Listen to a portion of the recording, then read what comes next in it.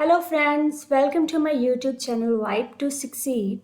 First of all, I would like to inform you that इस channel पे मैंने list of headings की video भी बनाई है, आप वो भी चेक कर सकते हो। और मैंने रीडिंग के रिलेटेड कैम्ब्रिज 15 की रीडिंग पैसेज 1 मैंने पूरा सॉल्व करके बताया है टेस्ट 1 का, वो वीडियो भी आप चेक कर सकते हो। और स्पीकिंग क्यू कार्ड्स लेटेस्ट वालों के सैम्पल आंसर्स भी अवेलेबल हैं इस चैनल पे, and sample answers for speaking part 1 are also available on this channel. So आप ये वाली सारी वीडियोस चेक कर सकते हो। Okay, so today I am going to solve test 2 from Cambridge 17 reading passage 1। हमारा मेन फोकस यहाँ पे होगा ट्रू फॉल्स नॉट गिवन पे, बट मैं स्टार्टिंग में जो हमारे वन वर्ड आंसर हैं वो भी मैं सॉल्व करूँगी इसमें, वन वर्ड्स ओनली, नोट्स वाला। So let's start the video. First of all read the questions. Question 1 to 5, एक वर्ड में आपने आंसर देना है। And the title is the Dead Sea Scrolls. Scrolls होता है like it's like writings, paper writings, किसी type का paper जो उसकी राइटिंग्स मिली हो, उसमें some kind of paper writing मिली हो किसी टाइम पे। So scrolls is type of writing और पेपर राइटिंग। फर्स्ट हमारा कीवर्ड है कुमरान 1946 और 7। 1946 की यहाँ पे बात की गई हो, वैसे ये स्टार्टिंग से ही शुरू होगा, but we have to notice these things. Qumran 1946 or 7. Three Bedouin shepherds in their teens were near an opening and side of cliff.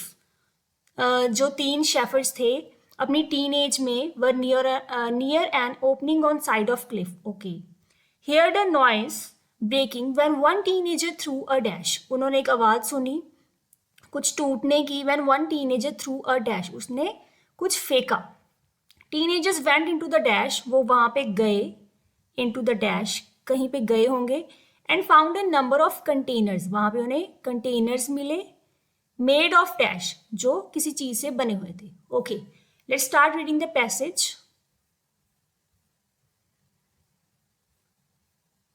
Look here. In 1946 और early 1947, okay, हमारी लोकेशन सही है, स्टार्टिंग से start हो रहा है। 3 Bedouin teenagers were tending their goats and sheep near the ancient settlement of Qumran, located on the northwest shore of the Dead Sea in what is now known as the West Bank. यहाँ पे वो घूम रहे थे अपने goats और sheep के साथ। One of these shepherds, किसी एक ने, उनमें से किसी एक ने tossed a rock. टॉस करना और फेंकना is the same thing. Tossed a rock into an opening on the side of the cliff. Okay, हम यहाँ पे देख रहे हैं, फर्स्ट उन्होंने क्या बोला था, heard a noise of breaking when one teenager threw a dash. कुछ टूटने की आवाज सुनी जब किसी एक ने कुछ फेंका, threw a dash. क्या फेंका? that is called rock. उन्होंने एक पत्थर फेंका। One of these young shepherds tossed a rock into an opening on the side of the cliff and was surprised to hear a shattering sound. वहाँ पे बोला है, वहाँ पे वर्ड क्या यूज किया है? ब्रेकिंग। यहाँ पे क्या यूज किया है? Shattering. Shattering and breaking is the same thing. So हमारा आंसर क्या होगा? क्या फेंका उसने? Toss the rock. Answer would be rock. So we will write here rock. Okay, next. Teenagers went into the dash, यहाँ पे गए वो, and found a number of containers made of dash. यहीं से आगे हम जाएंगे। He and his companions later entered the cave. Cave में गए and stumbled across a collection of large clay jars. क्या चीज देखी उन्होंने? क्ले के जार्स देखे, 7 of which contained scrolls, जिसमें scrolls थे, with writing on them, उसमें कुछ लिखा हुआ था। तो वो कहाँ पे गए? क्वेश्चन पे देखो क्या लिखा है। Teenagers went into the dash, वो कहीं गए, and found a number of containers made of dash. Container मतलब कि कोई चीज जिसमें हम कोई ईटेबल्स और समथिंग हम कंटेन करके रख सके, उसमें भर के रख सके। सो यहाँ पे देखो, companions later enter the cave. गए कहाँ थे वो? केव। कोई और वर्ड नहीं है जो लिखा हो कि रिवर वगैरह या कुछ लेक, यहाँ पे सिर्फ केव का ही मेंशन है। वो केव में गए, गुफा में गए, and stumbled across a collection of large clay jars. Jars क्या होता है? किसी टाइप का, इट्स अ टाइप ऑफ बर्तन कि जिसमें कोई चीज कंटेन करके रखी जा सके। सो जार्स उन्हें मिले, वो कौन से जार्स थे? क्ले जार्स, मतलब jars made up of clay. तो हमारा आंसर यहाँ पे क्या होगा? सेकंड होगा cave and third would be clay. They entered into the cave, और यहाँ पे आएगा clay, made of clay, containers made of clay. Okay, next Scrolls की बात की है यहाँ पे। अब स्क्रॉल्स के बारे में मेंशन किया होगा, उसी के बारे में एक्सप्लेनेशन है, उसी के बारे में आगे बातचीत कर रहे हैं वो। Scrolls date from between 150 BCE and 70 CE। Okay, इस टाइम के बीच में उसकी बात हो रही है। Thought to have been written by a group of people known as the dash. Thought to have been मतलब कि माना जाता था, मतलब कि उस टाइम ये चीज मानी गई, सोची गई, मानी गई कि इनको किसने लिखा है? ग्रुप ऑफ पीपल ने। उन्हें क्या बोलते हैं वो हमें बताना है। It's written by a group of people known as a dash. Okay, let's read the passage.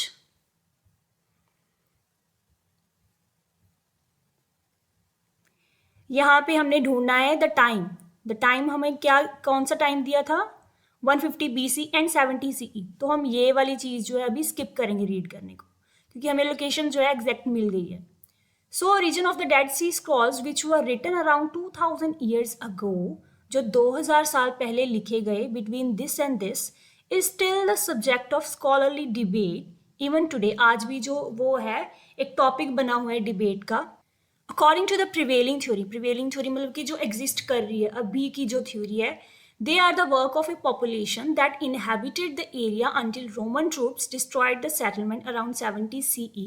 Okay, एक पॉपुलेशन के द्वारा लिखी गई है। दे आर द वर्क, उनका काम है इनहेबिटेड द एरिया, यहाँ पे वो रहते हैं। So the area was known as this, इस एरिया को क्या बोलते हैं? जूडिया। एट दैट टाइम, उस टाइम पे, and the people are thought to have belong, are thought to have belong. ये देखो सेम लाइन आ गई ना, थॉट टू हैव बिलोंग। यहाँ पे क्या लिखा था? Thought to have been written. Okay, क्या माना जाता था, क्या सोचा गया था? ये चीज मानी जाती थी that thought to have belong to a group called the Essenes. Area was known as Judea at that time, उस टाइम पे उस एरिया को जूडिया बोला जाता था। And the people are thought to have belonged, जो वो लोग थे उन्हें कौन से ग्रुप का बोला जाता था? कॉल्ड द एसेंस, मतलब कि वो एसेंस ग्रुप को बिलोंग करते थे। A devout Jewish sect. Okay, question में देखो अभी, thought to have been written by a group of people known as the dash. Group of people, किसी ग्रुप ऑफ पीपल की बात की है, उनके द्वारा लिखा गया था वो, ये चीज मानी जाती थी। और यहाँ पे क्या बोला है कि they are the work of population, बोला था ना, यहाँ पे वर्क की बात की है कि उनका काम था वो, उनके द्वारा लिखी गई थी। Until this this this the area was known as this, area की बात की है, और उस एरिया में कौन से लोग रहते हैं और वो किस ग्रुप को बिलोंग करते हैं, वो क्या है? एसेंस। तो ग्रुप ऑफ पीपल क्या हो जाएगा? एसेंस। तो हमारा आंसर क्या लगेगा? Essenes. So we will write here essence.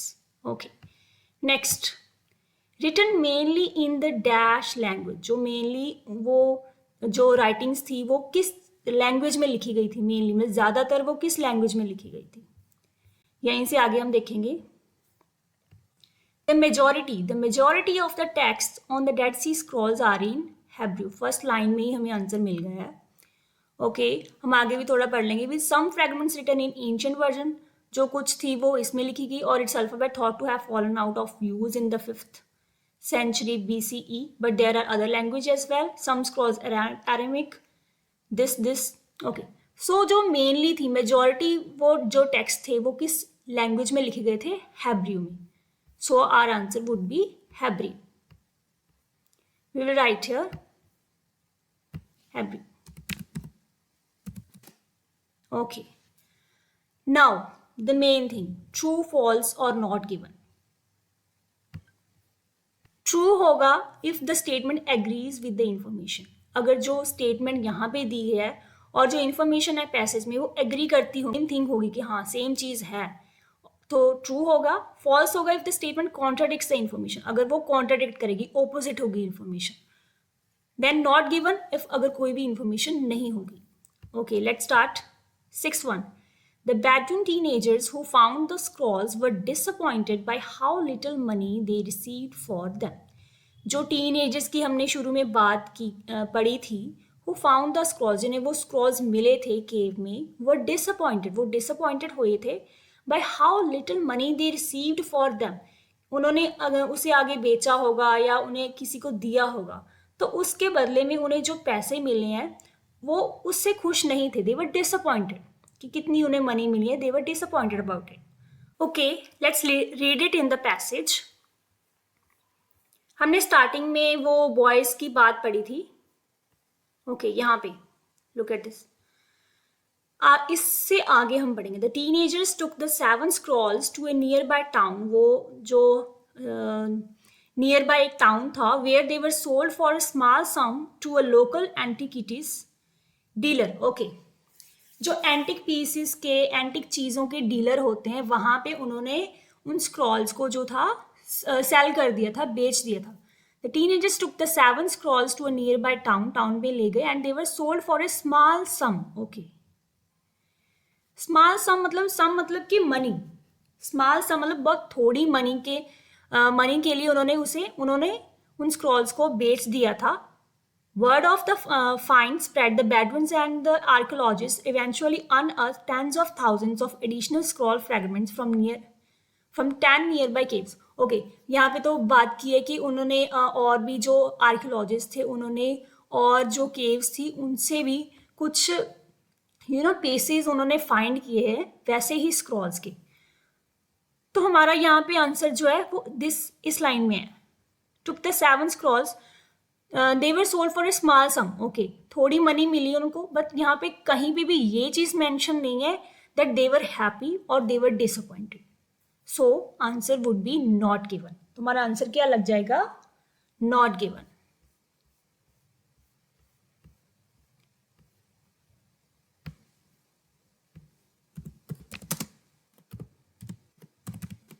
Okay, next.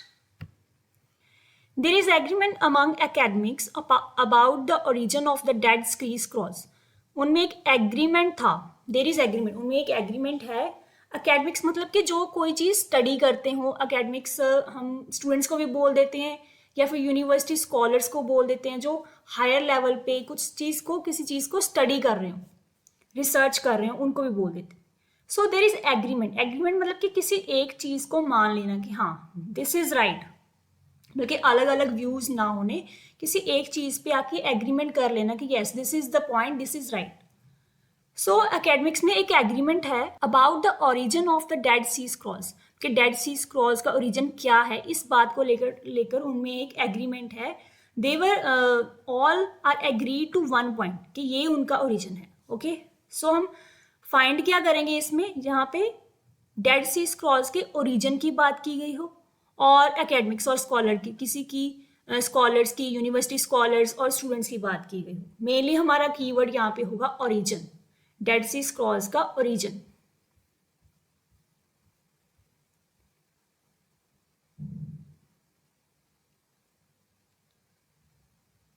Okay, यहाँ पे हमने फर्स्ट पैराग्राफ में पढ़ा है, तो कहीं पे भी यहाँ पे ओरिजिन की बात नहीं है।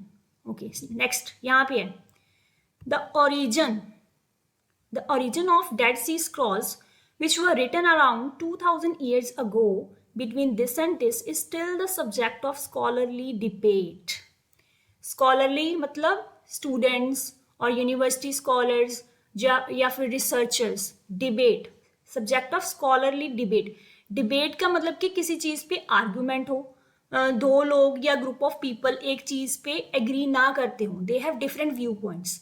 बल्कि अब आज भी जो ये सब्जेक्ट है ओरिजिन, बल्कि डेड सी स्क्रॉल्स का ओरिजिन का जो सब्जेक्ट है, उसका जो मुद्दा है, वो आज भी is a subject of debate, बल्कि उस पर डिबेट होती है। इट्स लाइक कि वो आज भी एक चीज़ पे एग्री नहीं करते। सो क्वेश्चन में उन्होंने क्या बोला है, देर इज एग्रीमेंट, वो एग्री करते हैं, बट यहाँ पे हमें पैसेज में क्या दिया है, is subject of scholarly debate.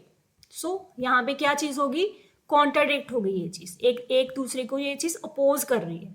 सो हमारा answer would be false. You will write here false. Next 8th question, most of the books of the Bible written on the scrolls are incomplete. जो ज्यादातर जो books थी Bible की, Scrolls पे जो लिखी गई थी, दैट आर इनकम्प्लीट, वो इनकम्प्लीट थी। Okay, we will find the word Bible, जहां पे बाइबल की बुक्स की बात की गई हो, जो बाइबल की बुक्स लिखी गई थी। Okay, see here they are the work of, यहाँ पे वर्क की बात की हमने पहले पढ़ चुके हैं यहाँ पे। Okay, the majority of the text, हमने देखा था ना, हैब्रू लैंग्वेज में मेजोरिटी ऑफ द टेक्स्ट लिखे गए थे। यहाँ पे इस पैराग्राफ में सारे लैंग्वेज की ही बात की है, सो हमारा आंसर यहाँ पे नहीं होगा। इस पैराग्राफ में देखो, the Dead Sea scrolls include fragments from every book of the Old Testament of the Bible except for the book of Esther. Okay, जो डेड सी स्क्रॉल्स थे उनमें अलग अलग हर एक बुक से पीसेस थे, फ्रेगमेंट्स मतलब कि पीसेस थे, कुछ ना कुछ हिस्से थे हर एक बुक से, of the Old Testament of the Bible, Bible की जो पुराना जो ओल्ड वर्जन था उससे कुछ ना कुछ लिखा गया था, कुछ ना कुछ लिया गया था, accept for the book of Esther, सिर्फ इस बुक को छोड़कर। द ओनली इंटायर बुक, ये सिर्फ यही बुक थी, इंटायर बुक, पूरी book of the Hebrew Bible preserved among the manuscripts of the Qumran is Isai. This copy dated to this is considered the earliest biblical manuscript still in existence, जो अभी आज भी existence में है। Along with biblical text, scrolls include documents this. Okay, यहाँ पे हमें sum up करके हम लोग ये देख पा रहे हैं, the only entire book, सिर्फ यही एक complete book थी। ओके, जो बाकी सब बुक्स थी, जो बाकी सब जो किताबें थी, that were incomplete। और क्वेश्चन में वो क्या बोल रहे हैं, most of the books of the Bible written on the scrolls are incomplete, जो ज्यादातर बुक्स थी वो इनकम्प्लीट थी। और रीडिंग पैसेज में भी हमने यही चीज देखी, सिर्फ एक बुक कंप्लीट थी, बाकी सारी की सारी कहीं ना कहीं हिस्से लिए हुए थे, they were incomplete. So answer would be true. Okay, next 9th one, the information on the copper scroll is written in an unusual way। जो कॉपर स्क्रॉल था, एक कॉपर का, is made of copper scroll, is written in an unusual way। जो information उस पर लिखी गई थी वो अनयूजुअल वे में थी। अनयूजुअल मीन्स डिफरेंट, एक डिफरेंट वे में वो लिखी गई थी। ओके, वी विल फाइंड, हमने पैसेज में कॉपर स्क्रॉल की जहाँ पे बात की हो वो ढूंढना है। यहाँ पे हमने पढ़ चुके हैं, यहाँ पे कहीं भी कॉपर स्क्रॉल की बात नहीं है। Okay, The writing on the Dead Sea Scrolls is mostly in black में थी, red ink में, and scrolls themselves are nearly all made of either parchment, animal skin के, okay, early form paper, उसे ये बोला जाता था papyrus। The only exception is the scroll number 3Q15, which was created out of combination of copper and tin। Okay, ये वाली जो scroll थी जो कॉपर एंड टिन से बनी थी, known as the copper scroll, जिसे कॉपर स्क्रॉल भी बोला जाता था। This curious document features letters chiseled onto metal, perhaps as some have theorized to better withstand the passage of time। Okay, one of the most intriguing मतलब कि interesting, कुछ interesting manuscripts from Qumran, this is a sort of ancient treasure, एक interesting manuscript थी Qumran से।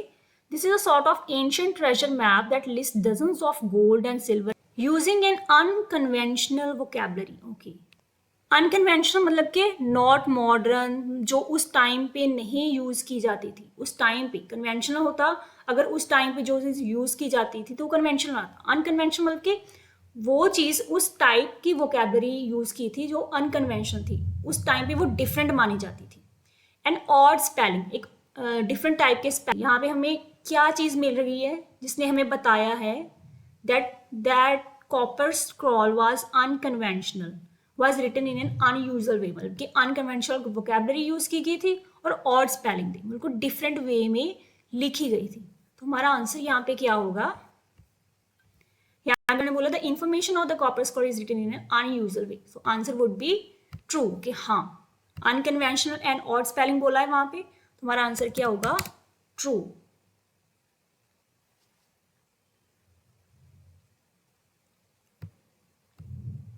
Next question number 10, मार Samuel was given some of the scrolls as a gift। was given, ये चीज जो है पैसिव में लिखी गई है, ये सेंटेंस पैसिव में लिखा गया है। सो मैर सैमुअल को एज ए गिफ्ट मिले, some of the scrolls as a gift मिले, गिफ्ट दिए गए उनको। Okay, we will find the word, यहाँ पे हमारा कीवर्ड क्या होगा, मार सैमुअल। मार सैमुअल की जहां पे बात गई हो। ओके, यहाँ पे कहीं भी मार सैमुअल की बात नहीं है। यहाँ पे हम लोग पढ़ना स्टार्ट करेंगे। Some of the Dead Sea scrolls have been an interesting journeys. Okay, in 1948 a Syrian orthodox archbishop known as Mar Samuel, okay, acquired मतलब कि कोई चीज लेनी, 4 of the original 7 scrolls from a Jerusalem shoemaker से उन्होंने वो ली, and part time antiquity dealer, जो एक डीलर भी था एंटिक चीजों का, paying less than $100 for them. Okay, उन्होंने पे किया था लेस देन $100 से भी कम उन्होंने पे किया फॉर जो है स्क्रॉल्स के लिए। He then travel to this. Okay, यहाँ पे हमने साफ साफ दिख रहे हैं उन्होंने पे किया, पेइंग लेस देन दिस, मतलब कि उनको गिफ्ट में वो चीज नहीं मिली, वो स्क्रॉल्स उनको गिफ्ट में नहीं मिली, तो हमारा आंसर क्या हो जाएगा, false.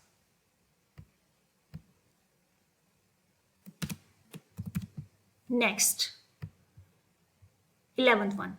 In the early 1950s, number of educational establishments, educational establishments यहाँ पे यूनिवर्सिटीज को भी बोल सकते हैं, स्कूल्स को भी बोल सकते हैं, कॉलेजेस को भी, इन द यूएसए, यूएस में, were keen to buy scrolls from Mar Samuel. Were keen मतलब कि इंटरेस्ट दिखाना, मतलब कि दे वर वेरी इंटरेस्टेड, वो बड़े इंटरेस्टेड थे स्क्रॉल्स खरीदने के लिए मार सैमुअल से 1950s की स्टार्टिंग में।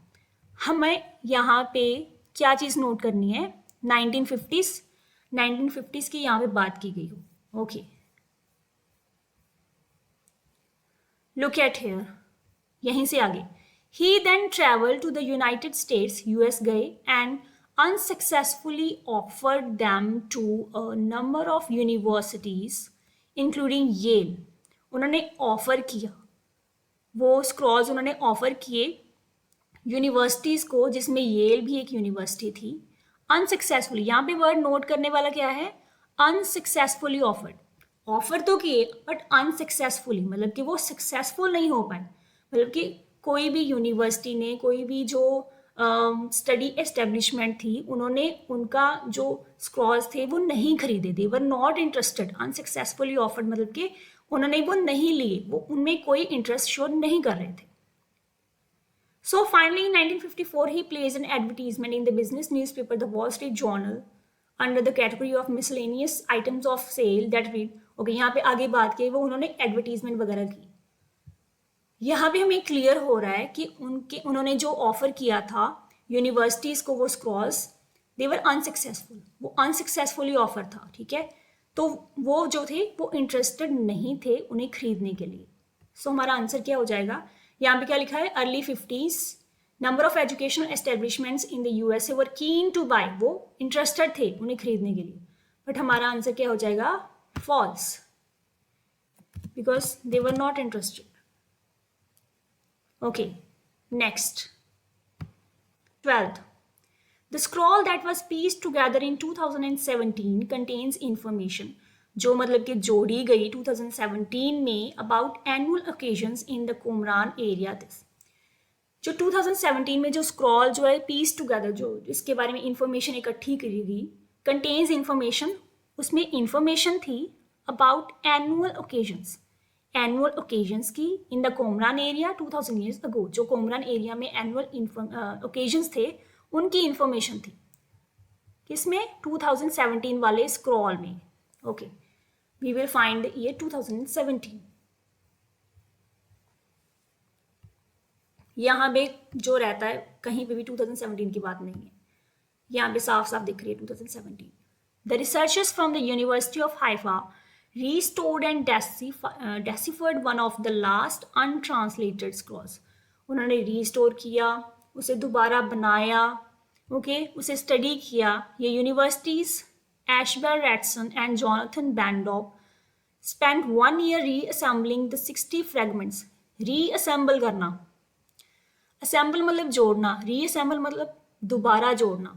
60 फ्रैगमेंट, 60 पीसेस को उन्होंने जोड़ा और एक स्क्रॉल बनाया.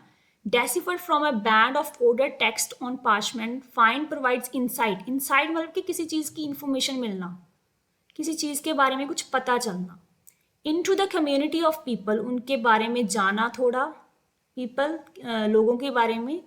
हु रोट इट, जिन्होंने लिखा था वो चीज़. And the 364 day calendar they would have used, वो मिला.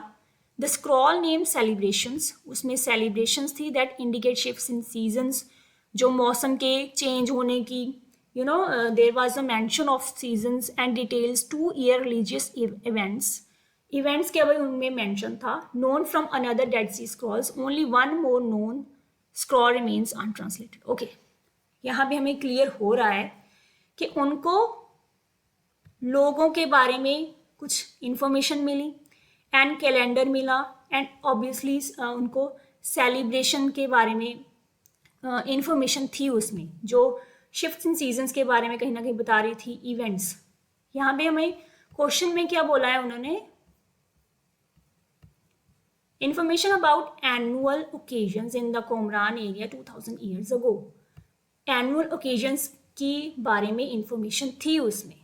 सो हमें साफ साफ पता चल रहा है सेलिब्रेशंस, एंड रिलीजियस इवेंट्स, इनकी इंफॉर्मेशन थी. वो वाली community, people of community who wrote it. यहाँ पे हमें ये चीज़ क्लियर हो रही है कि वो कोमरान के बारे में ही बात कर रहे हैं. यहाँ पे बोला है ना उन्होंने, in the Qumran area who wrote it, about annual occasions in the Qumran area 2000 years ago. जो किन लोगों ने लिखी थी, years ago जिन लोगों ने वो लिखी थी, उनके सेलिब्रेशंस, उनके ओकेजन्स के बारे में यहाँ पे उन्हें इंफॉर्मेशन मिली है. So our answer would be true. हम यहाँ पे लिखेंगे true. Then last one, 13th.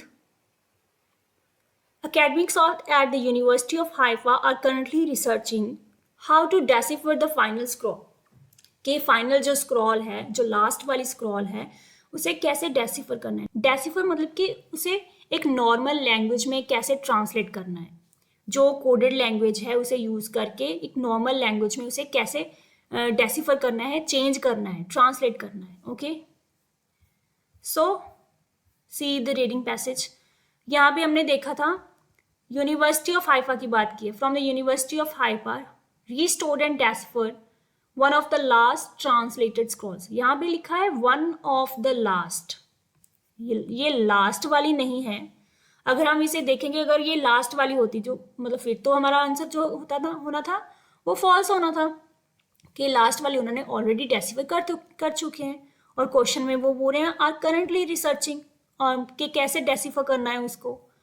सो यहाँ पे ध्यान देने वाली बात ये है, यहाँ पे उन्होंने बोला है deciphered one of the last, कि जो लास्ट वाली हैं उनमें से एक उन्होंने डेसिफर्ड की है 2017 में. ओके, उसके बाद कहीं पे भी university of Eshbal Ratzon Jonathan Ben Dov spend 1 year reassembling, यहाँ पे आप पढ़ लेना, कहीं पे भी यूनिवर्सिटी ऑफ हैफा की बात नहीं की है, कि लास्ट वाली स्क्रॉल की बात नहीं की है. Scroll name celebration indicate shift in seasons, details 2 yearly religious events known from another Dead Sea Scrolls, only one more known scroll remains untranslated. यहाँ पे लास्ट लाइन में देखो, only one more known scroll remains untranslated. जो एक और किसी known scroll मतलब के जो थी वो अभी भी untranslated है, remains untranslated. उसे डेसिफर या ट्रांसलेट नहीं किया गया है. सो यहाँ पे ये चीज़ कहीं पे भी मेंशन नहीं है that they are researching. Research की कहीं पे भी बात नहीं की गई है.